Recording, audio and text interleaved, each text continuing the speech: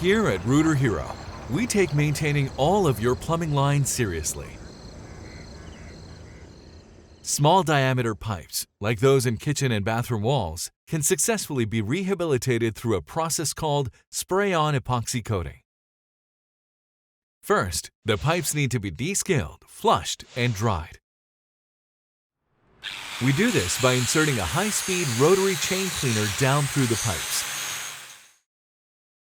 After cleaning, a rotary glue brush is inserted into the pipes, spraying epoxy onto the pipe surface as it goes. Once cured, the epoxy forms a clean, hard surface, reinforcing your pipes for years to come.